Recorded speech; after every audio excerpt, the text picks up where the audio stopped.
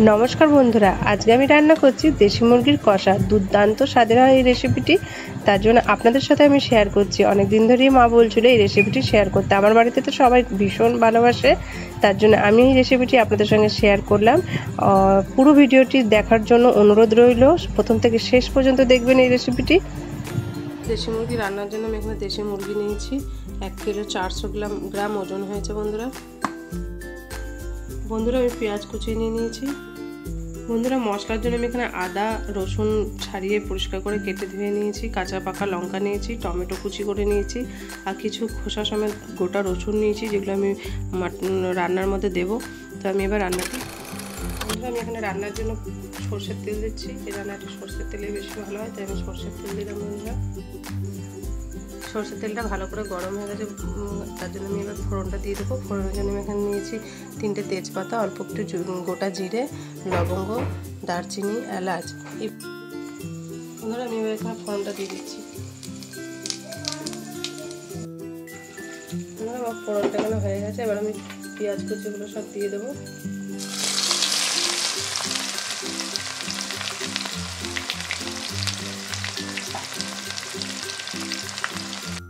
পেঁয়াজটা ভালো করে এখানে ভাজা করে নেব। বন্ধুরা যতক্ষণ একটা ব্রাউন কালার হয়ে আসছে পেঁয়াজটা, ততক্ষণ আমি ভাজবো। এখানে পেঁয়াজটা ভালো করে ভেজে নেব। এখানে পেঁয়াজটা ভাজা হতে থাক, ততক্ষণ আমি মশলাটা রেডি করে নেব। গোটা রসুন,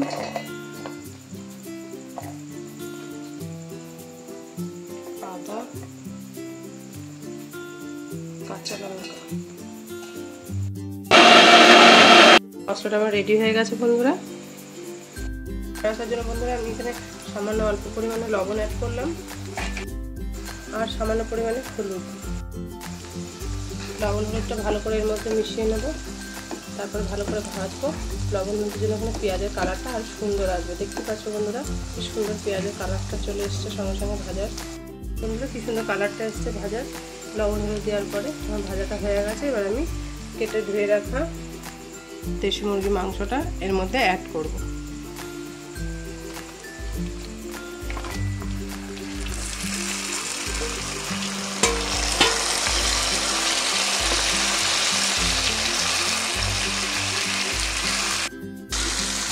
পাঁচ সাত মিনিট ভেজে নেবো বন্ধুরা, যতক্ষণ এর মধ্যে একটা জল বেরিয়ে আসছে। ভালো করে আমি নেড়ে চেড়ে 5-7 মিনিট নেড়ে চেড়ে রান্না করতে থাকবে। এটা ভালো করে বন্ধুরা পেঁয়াজের সাথে দেশি মুরগিটা এখানে ভেজে নিয়েছি। এবার আমি মশলাটা অ্যাড করবো। আদা রসুন কাঁচা লঙ্কার পেস্টটা দিয়ে দিলাম। ভালো করে আমি নাড়িয়ে চাড়িয়ে নেবো বন্ধুরা।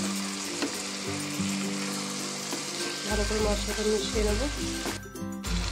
এখানে আমি স্বাদ মতো লবণ দিচ্ছি বন্ধুরা, পরিমাণ মতো হলুদ দিয়ে দিলাম। সুন্দর কালার আসার জন্য আমি এখানে কাশ্মীরি লঙ্কার গুঁড়ো অ্যাড করছি বন্ধুরা। এটি আবারও ভালো করে কষিয়ে নেব।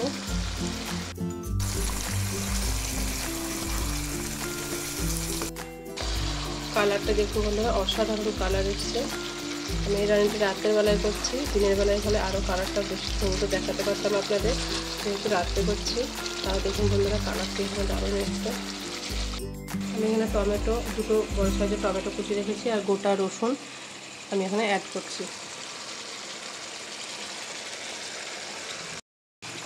এগুলোকে ভালো করে মিশিয়ে লো ফ্লেমে ঢাকা দিয়ে রেখে আমি একটি ভাজা মশলা রেডি করে নেব।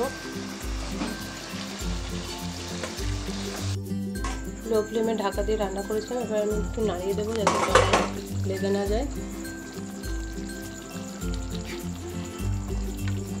মাঝে মাঝে নেড়ে দিতে হবে। আবার আমি ঢাকা দিয়ে দেবো। ভাজা মশলা করে নেবো, তার জন্য আমি এখানে দারচিনি, এলাচ, গোটা ধনে, গোটা জিরে ভালো করে এগুলো ভাজা করে নেব।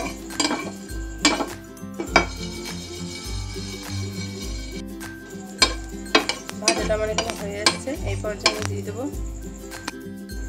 ভাজা হয়ে গেছে, কাশ্মীরি পাতা দিয়ে দিচ্ছি আমি গ্যাসটা বন্ধ করে, যাতে কাশ্মীরি পাতাটা পুড়ে না যায়।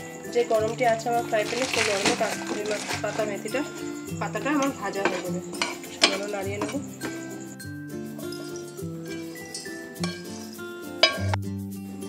এবার আমি এটা ফাইন পাউডার করে নেবো একটু। এটা একটা ফাইন পাউডার করে নেবো। এবার ভাজা মশলাটা একটা ফাইন পেস্ট তৈরি করে নিয়েছি বন্ধুরা। ভাজা মশলাটা একটা ফাইন পাউডার তৈরি করে নিয়েছি। ঢাকাটা আমি খুলে নিলাম। এবার ভালো করে নাড়িয়ে নেবো, কারণ 5-5 মিনিট পর পরই আমি ভালো করে নাড়িয়ে নেড়ে চেড়ে রান্নাটা করছি, যাতে তলায় লেগে না যায়। তাই জন্য মাঝে মাঝে একটু রান্না করে নিতে হবে। ভাজা মশলাটা আমি এখানে অ্যাড করছি। ভাজা মশলাটা আমি ভালো করে এখানে মিক্স করে নেব।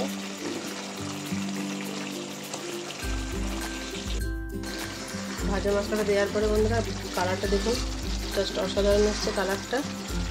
এই ভাজা মশলা দিয়ে এই দেশি মুরগির মাংস রান্না আমার ঘরে আমার হাতে খুব পছন্দ করে। আপনারা এইভাবে যেভাবে বললাম সেভাবে রান্না করে খেয়ে দেখবেন, জাস্ট অসাধারণ লাগে বন্ধুরা। ভাত দিয়ে, রুটি দিয়ে, পরোটা সব কিছু দিয়ে জাস্ট অসাধারণ লাগে। আমার রান্নাটি হয়ে এসছে। গার্নিশের জন্য আপনারা ধনেপাতা কুচি দিতে পারেন, বা আমি এখানে দিচ্ছি গন্ধরাজ লেবুর পাতা কুচি। আপনারা দিয়ে দেখবেন, একটা ভালো ফ্লেভার আসে। 5-7 মিনিট পরে ঢাকাটি খুলে আমি এখানে 1 চামচ দেশি ঘি দিয়ে দিলাম।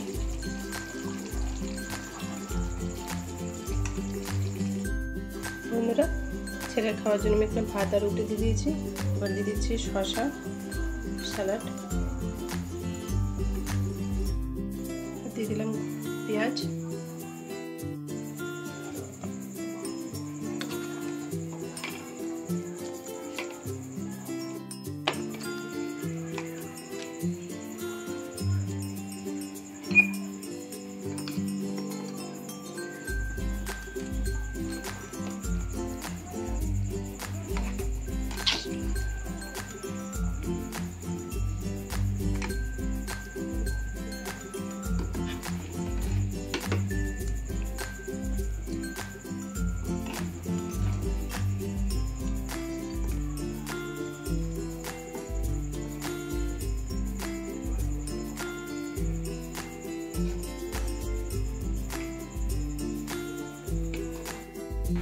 এই দুর্দান্ত রেসিপিটি বাড়িতে অবশ্যই ট্রাই করবেন।